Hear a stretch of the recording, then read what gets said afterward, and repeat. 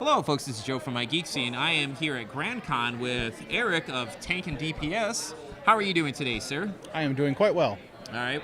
Well, Eric, since we decided to do this impromptu video interview, because I like you so much, what is Tank and DPS? Tank and DPS is a crafting game design company. We come to these places and we sell my wife's handmade crafts and also sell some of our board games that we make. All right. Well, what sort of crafts does your wife make? Since she's not here, otherwise I would have interviewed her too. She couldn't get the time off work. She likes to do now some comic lacquered things. She has coasters and lamps and boxes, keychains, magnets, and she also does some stuff for the little kids and some of the girls that like them, which are these cat ears. She has a simpler version and one with these tufts in them that I think will look a little bit better than the simple ones. Okay. And for the gaming design portion of it, what is it that you do, sir? I focus on the mechanics for the games and the business side on the back end, so she doesn't have to worry about pricing her own artwork, because artists can't price their artwork. They're too invested sometimes. I don't know. Some artists have pretty much set rates when you go into it. Oh yes, when they get further on, it's this rate or nothing, and they can do that. All right, so you have a few games under your belt. Yep. We have Above Snakes, which was a semifinalist in a competition. We have Trouble with Gators and Open Market, which were both finalists and both placed fourth place in competitions. All right, and what are your games about?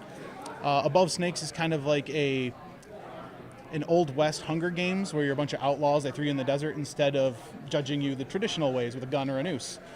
And if you get back to the wagon, you're considered free to go.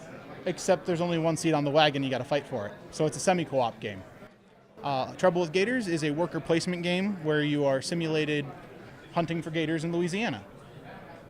Then we have Open Market. Before you get into the next one, all right, Yeah. for like Trouble with Gators, like, now are you able to play as characters too through this? Like certain stereotypes, like, we're gonna go get them gators. There are special powers that go with certain people. We didn't give them like names, but we went with more of like the stereotypical. There are the redneck hunters. There are the Huomo hunters, which are the Native Americans. There's the big game hunters, and then we have the oh crap, I'm forgetting my own game ones. Oh my goodness. There's special characters that have different powers, each of them, to influence the game. Okay, because I was wondering like if there was a character that's set on revenge for like lost like a toe a long time ago from a gator. No, but the redneck hunters don't have one of their workers count against them at the end of the game for paying your workers because it's their kid. And the other two games, from what I understand? Open Market is a resource management game that is focused on supply and demand. The more food that's on the table, the more expensive it is. The cheaper it is, the less food, the more expensive it gets. So the food doesn't go back until people turn in their orders, and it's really long-term strategy. You can't just drop a card and change what you're doing.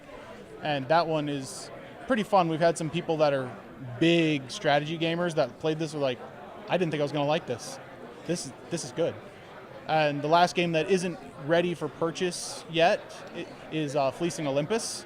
We've been pitching it to publishers recently, and that's your Greek gods, trying to reorganize Mount Olympus because Hades didn't like what he got the first time. All right. So that one is very social, real time. You roll dice, and once the dice are rolled, anyone can play cards. And bribery and extortion are completely encouraged. Most excellent. Well, before we start wrapping this up, I do have to ask this question. What was your first exposure to gaming? Not as a designer or developer, but just in your life. In my life, my first exposure to gaming was actually chess. All right. My mom decided to expose me to chess because she wanted me to learn forward thinking and thinking ahead. I've beat my mom once or twice in chess in my entire lifetime. It's still kind of up there in my want to do. I've never beaten my grandma at Scrabble, ever. She nukes me every single time. My mom kills me on Scrabble. Like, she makes up words, I swear. Oh, no, like, all right, case in point, little fun fact. I was trying to put down Uzi, as in that little submachine gun, and according to the Scrabble rulebook, the dictionary, Uzi is not a word.